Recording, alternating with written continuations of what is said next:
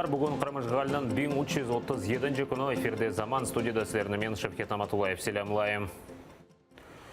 Ақтем Чайгозве Илми Умеров Киевге ярын келечек. Бұл ақта Меджлис рейсі Рифат Чубаров білдірді. Евелсесе азат олынған Меджлис рейсінің муавинлері бүгін ақшам келечек деп хабер тарқатылған еді. Туневін Илми Умеров Ақтем Чайгозны Анкарада екімлер бақты. Анкарада Украина елшісі Андрей Сыбига еле көріштілер сонрайсе журналистлерінен субетлешті. Ақтем Чайгозве Илми Умеров насыл азат етілгенні ве планлары аққанда тариф еттілер. По крайней мере, я не давал никаких обещаний, никаких гарантий, что я не буду делать эту попытку. Через некоторое время я обязательно попробую. Речь не в личностях Чайгоз Умеров. Речь в том, что народ, граждане Украины, живущие в Крыму, они ощутили вот ту мощь, силу, которая стоит за ними. И это очень важно в борьбе. Это очень важно. Илми Умеров Ақтем Чайгознан Қырымға барып анда яшамасына бір шей кедер етме. Адвокат Николай Полозов бойлет шунгенні аңлатты. Айны вақытта ұқы ярдым керек олса, о ярдым етмеге азыр олғанны білдірді. В настоящее время нет никаких запретов на въезд ни в отношении Ақтема Чайгоза, ни в отношении Ильи Умерова. Что касается фактической стороны, конечно, опасность, что такой запрет может быть вынесен, она потенциально есть, но на текущий момент такого запрета нет. Поэтому если они изъявляют желание приехать в Крым, то никто им препятствовать не вправе. Проживать, естественно. Если въехали, значит, могут и проживать. Азат етілген Меджлис рейсінің муавинлері Анкарада қырым-татар диаспорасынан векілерінен көрішті. Олар Түркия президентіне минидарлық білдірділер. Реджеп Тайып Эрдоған бұл меселеде бір чоқ музакире geçirgen еді. Elbette iki kahramanımızın serbest bırakılması Kırım Tatarları için yeniden bir umut ışığını yaktı. Biz şu an Kırım'daki arkadaşlarımız, dostlarımızdan da çok sayıda mesajlar alıyoruz. Büyük bir mutluluk var Kırım'da. Bir taraftan da tabii yüreğimizin başka bir tarafı da buruk. Çünkü iki kahramanımız daha aslında Kırım'dan sürgün edildi. Bu bir deport, sürgün. Böyle de yorumlamak gerekir diye düşünüyorum ben. Туневын ақшам Украина президенті Петро Порошенко телефон вастасынен Илми Умеров Ақтем Чайгозны азат етілгенлерінен тебірікледі. Дорогий пане Ахтеме, я дуже радий вас чути. І я щасливий разом з усім українським народом, що ми маємо можливість нарешті вітати вас з звільненням. Бо остаточне свято у нас буде тоді, коли ми звільнимо Крим.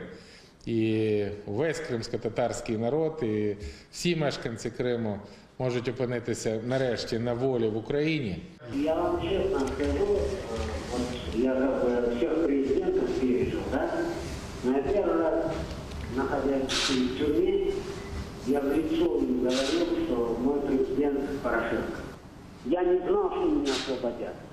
Я говорил, минимум мне 8 придется отсидеть.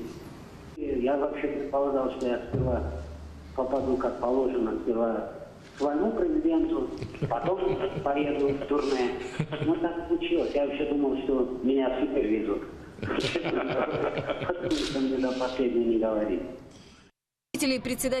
Меджлис рейсінің муавинлеріні Туневын Русия Түркияге тесілім етті. Русияның мақсус операцияларыны бежерген учақ Ақтем Чайгозве Илми Умеровны Русияның Анапа шеріне сонра Анкараға алып кетті. Азат етіліп Түркия президенті Реджеп Тайып Эрдоған Путин иле музакирелер кечерген сон олды. Чайгозве Умеров Русия президентіне афу сұрап аризасына язмаған. Илми Умеровны ФСБ сепаратизмде қабатлап кечкен сене Жинайдава башлатқан еді. Оны Русия бұтылығыны бозмаға чағырулар япты деп 2 елға яшав тарзы колониясына макюм еттілер. Ақтем Чайгозны ишғалжелер 8 елға апске алған еді. Оны 2014 сенесі 26 февраль күні Қырым парламенті оғынде Украина бірдемлігі митингінде қалабалықлар шығармақта қабатладылар.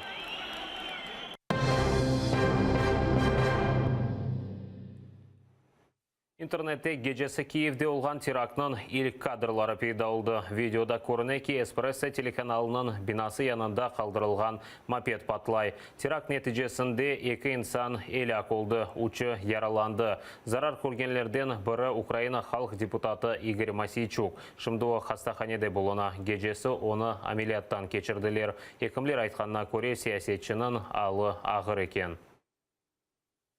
Внутрішні органи залишились більш-менш, але більше на всього постраждали та кінцівки, верхня, нижня, м'які тканини верхні і нижні. Перелом є кістки справа, відкритий. Він знаходиться в палаті інтенсивної терапії, в реанімації. Саясетчінің муафызы Руслан Кушнир қаза ерінде жан берді. Патлавның екінші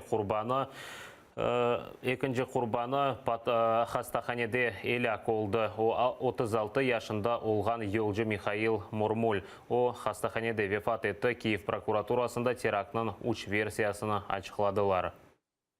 Нам розглядається декілька версій цього злочину. Перша версія його озвучував і сам пан Мосійчук. Це замах на вбивство Мосійчука, який було організовано спецслужбами Російської Федерації. Про виконавців ми будемо розмовляти тільки тоді, коли встановимо злочинців. Друга версія – це політична діяльність пана Мосійчука і його громадська позиція внутрі нашої держави. І третя версія – замах на вбивство Мосійчука на особистому ґрунті. Пріоритет є Мосійчук. Разом з тим ми не відкидаємо на цей час будь-яких інших можливих мотивів вчинення цього злочину відносно інших осіб, які були разом з ним, або журналістів. Радикаль фирқасынан yolbaşçысы Олег Ляшко терактның дигер версиясы бар дей. Для мене очевидно, що це замах на Мосійчука. І не тільки на Мосійчука. Це замах на нашу команду, це замах за нашу політичну позицію. Хто це зробив – завдання правоохоронних органів. Це можуть бути ворожі спецслужби. Мосійчук і наша команда становить для них загрозу. Це можуть бути наші політичні опоненти, які намагаються нас зупинити. Украина президенті Петро Порошенко тез вақытта патлав бойынша тақиқатына бітірмеге авали етті. Бұл ақтау Facebook сайфесінде yazды. Devlet башылығы елак олғанларының қоранталарына өз тазиелеріні білдірді.